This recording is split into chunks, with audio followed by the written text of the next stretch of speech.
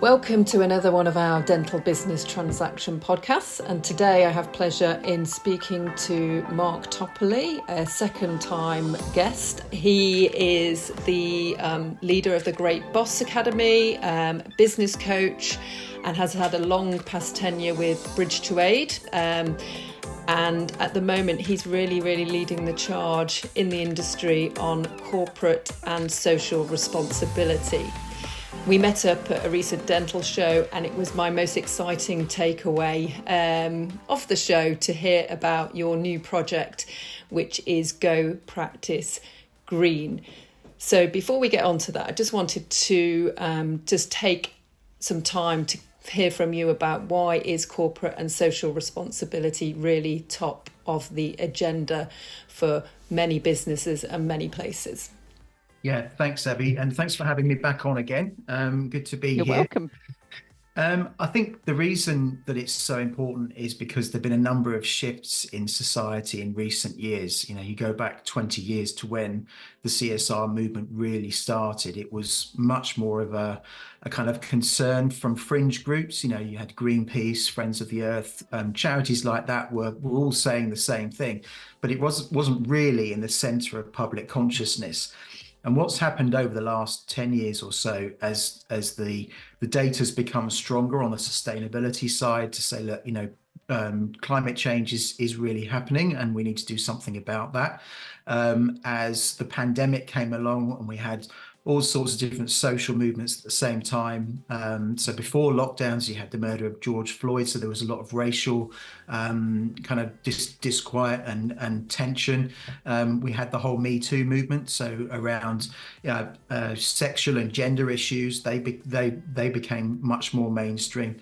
And then the pandemic came along and kind of like turned the heat up to full blast. And what you ended up with was a melting pot of environmental and social issues which people are now much more conscious of, and the data tells us that that's what they are now very concerned about. So the latest data that I saw, 77% of consumers are looking for social and environmental responsibility in a business, and they're prepared to change where they shop if they feel that the company isn't doing the right things about it. And then you've got two generations, so the millennial generation, who are now kind of getting older, sort of 35 to 40s, and Gen Z, who are now entering the workplace, who are both value-based generations. And so as they make up a bigger proportion of the workforce and a bigger proportion of consumers, their concerns and their needs become much more important for business. So I think it's a combination of all those different factors which has led to this. But what the biggest thing is that those fringe issues have now become mainstream. And I think any business that is sensible is asking the questions of, you know, why are we doing things in this way? How can we do things differently? You know, when the biggest investment company on the planet, BlackRock, comes out and in 3 consecutive January letters to its CEO says nothing ranks higher than climate change, then you have to think, well, actually, this isn't just about doing the right thing. This is a commercial imperative. And I think that's where we've got to, and that's why it's important for business. Sure. So we're seeing it in organisations, significant and large organisations, but also with people and their daily choices. I head to the zero waste shop and, you know, it's packed in there and on a Saturday and Sunday. And a lot of those individuals are the younger generation wanting to make, you know, make a difference. So how are you seeing this play out in dental practices? Are more people asking about this? Yeah, I was preparing for another webinar for somebody yesterday, and one of the panelists said, you know, we get asked about our sustainability policies all the time in recruitment. So as people come through the door, if you want value-driven employees, and if they're under 40, then the chances are they're going to be asking you these questions. And if they're not asking those questions, they're looking around to see evidence of it, because, you know, the data tells us that 3/4 of millennials are looking for strong CSR from an employer. So you've got that side of things. And then with patients, what you will find is that they won't ask the question directly, but they will be looking for the signs.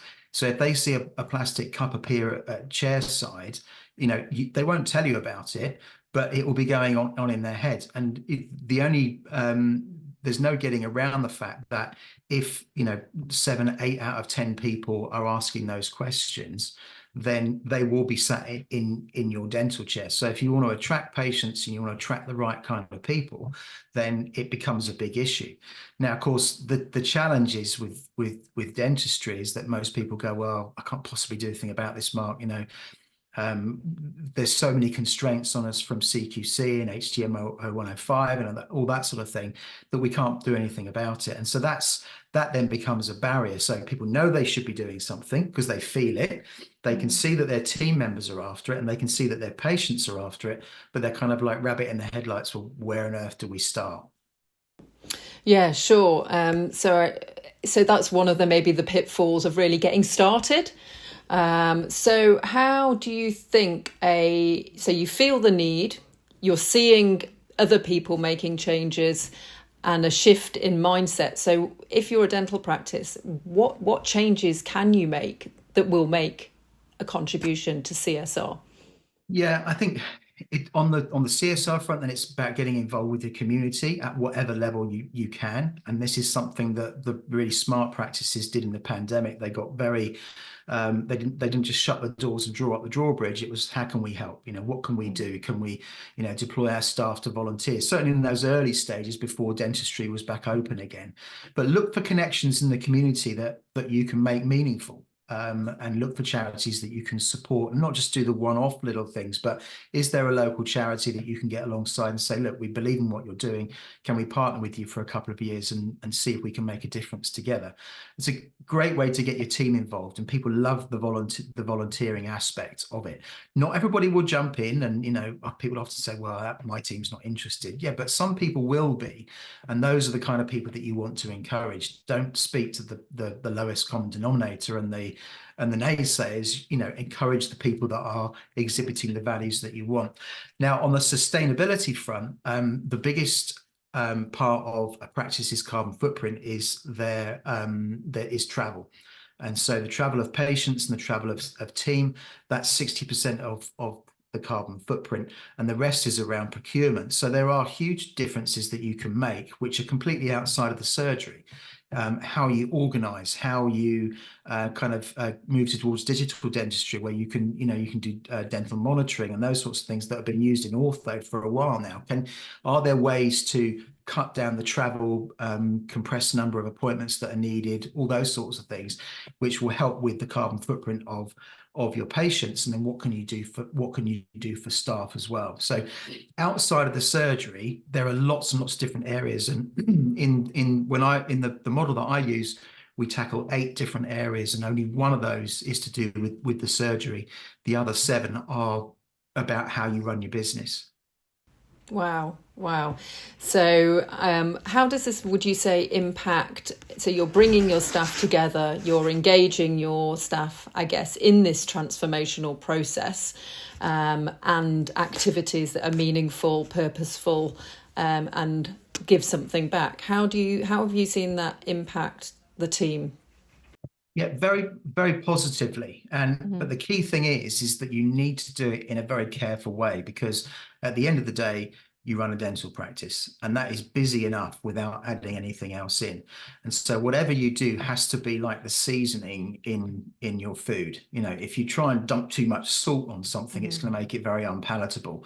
And in the same way as if you try and bring too much too soon into your CSR activities, then you're going to put people off.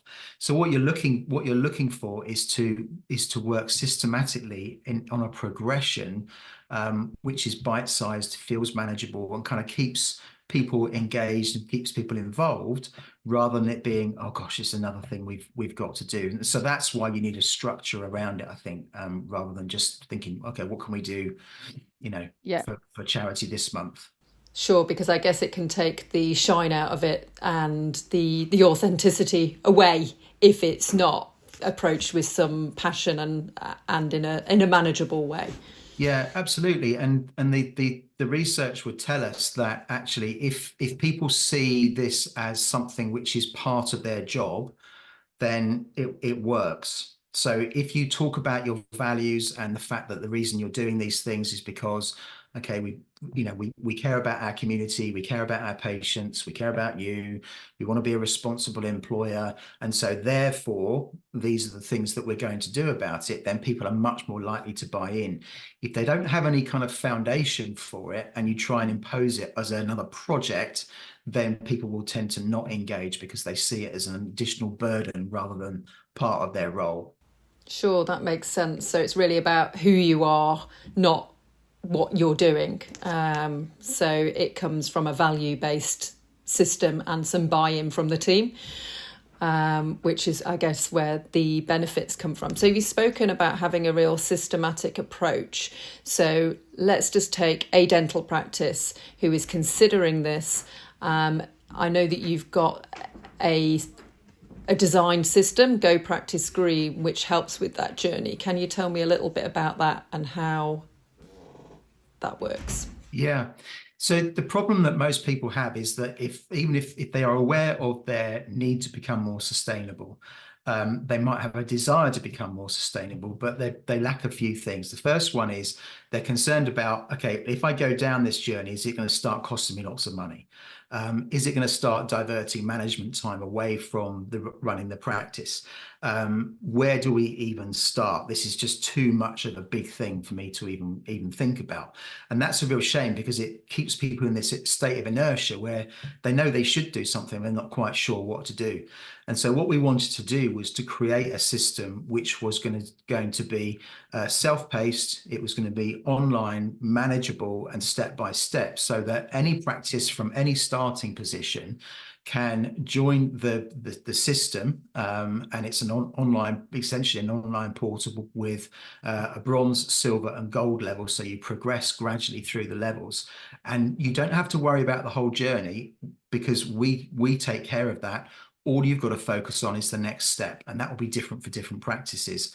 So when you log on at the bronze level, you get the foundational module, which sort of gets everybody excited about the whole process. And then you pick a module to start with. And it can be something as simple as, okay, we're now going to have a switch off protocol for how we manage our power. So which light switches, which devices get turned on and off. And we do that process. That's one module ticked off. Right, what's next? And then you'll move on to something else. So it means that it's systematic, but also the unique thing about Go Practice Green is that it's also supported and it has a level of accountability as well. Because you may know that only 5 to 15% of people that sign up for online programs actually complete them, which is a real shame because for me, the value that I can deliver for people is not in the content that I give you, it's in how quickly and how easily I can get you to put that into practice. And so that's why we have bi-monthly support clinics online. So you can bring any questions that people have and we can troubleshoot those and collaborate to make sure you get sorted. And also for principals who are buying into the system, we have 3 levels of accountability which they can choose from. So it can either be just let my team get on with it, or it can be if they don't do anything for a month, I want to know about it, or we can give them a little bit more grace and say, well, they've not made any progress for 3 months. Can we get some help in there? So you've got support, accountability, and a pathway, which makes it really, really easy. But also you get the value from it because I'm there, encouraging people to keep going. So we know it's important to people and they want to do something about it. But why do you think people don't get the traction or approach this and keep it up? Yeah, I think knowing what to do is just the first part of the puzzle. And I know what I need to do to get fit, but there's a reason that there's personal trainers are and coaches are in demand, because knowing what to do is only half of the battle. It's making sure that you go through it and making sure that you're supported and somebody's holding you to account in doing it. Because I can know what to do, but taking the action is the hard part. And that's why, as human beings, we need somebody alongside us who says, look, keep going, don't give up, or this isn't what you wanted to do, so why don't you crack on? So I think accountability is really important, as well as the support and the milestones to know that you're making progress. So you can liken it to any kind of challenge in life that's hard. knowing what to do is just the first part of it. Yeah, it's like any good diet, isn't it? Yeah, it's key really to have the process, the structure, and like you say, feel the reward from it and have that accountability to ensure that you keep delivering on those results. Definitely. That's really cool. It's the application and the accountability that really drives the success. So this is how you get there.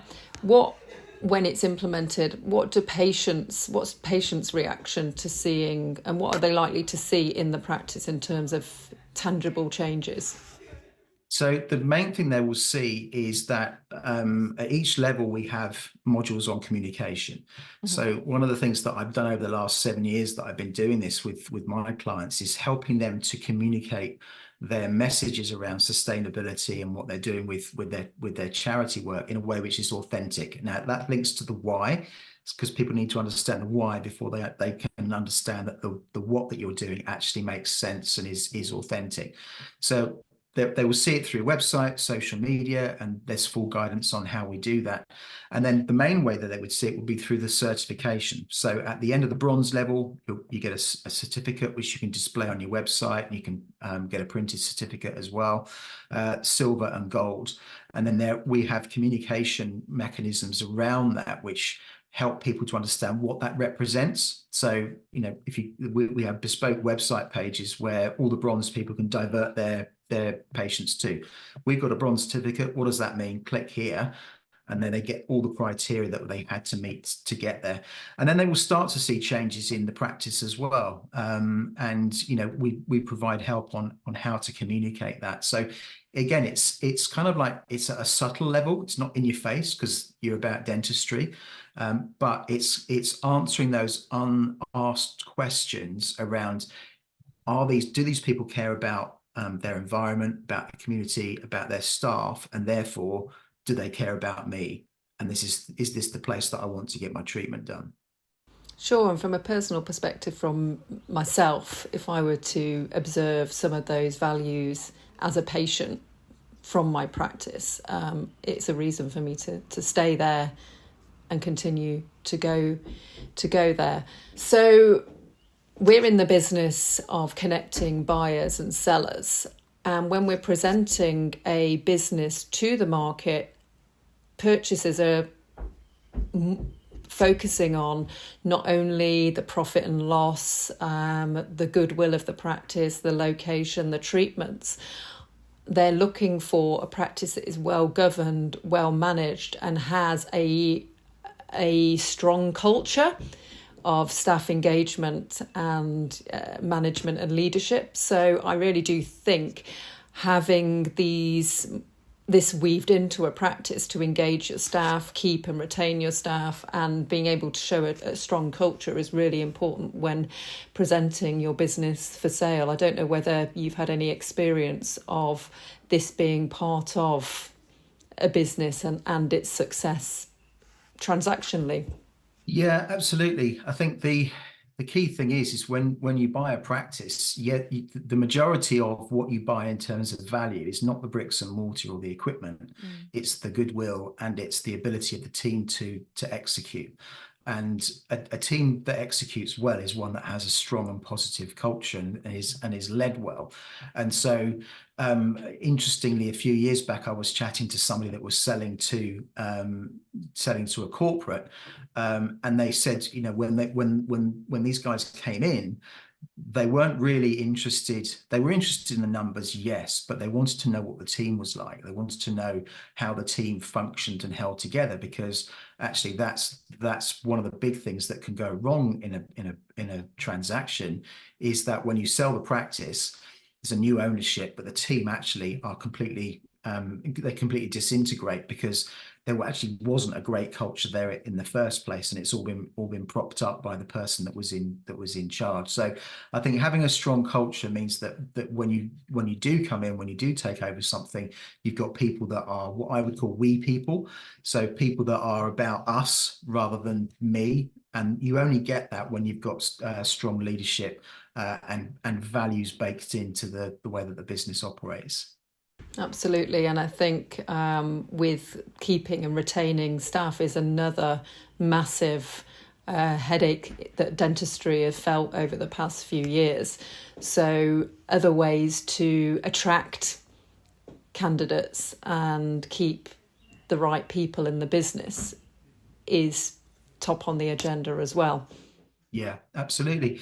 And, you know, again, all the data suggests this, that if you want to attract the right people, then you want the ones that care about stuff, and don't just care about the selfish, for want of a better word, because we're all inherently selfish as human beings, but they care about, yes, they've got values, they've got principles, they want to do the right thing. Yes, they want to be looked after. But those are the sorts of people that will give more to an organization. And the only way you attract those is by saying, look, we're like you as well. We've got these things baked into the way that we run the business. We care about our community, we care about our people, we care about the environment, and we have a lot of fun doing it, and people feel like they're making a difference through their work. Absolutely. And I guess you will see and engage with practices and business owners when it's right for them. But I cannot think of a reason why you wouldn't want to engage with this from an environmental responsibility, and really to sort of mould and strengthen the culture of the team. So, Mark, how do people get in touch with you if they are curious, inspired and want to get going? So the website is gopracticegreen.com.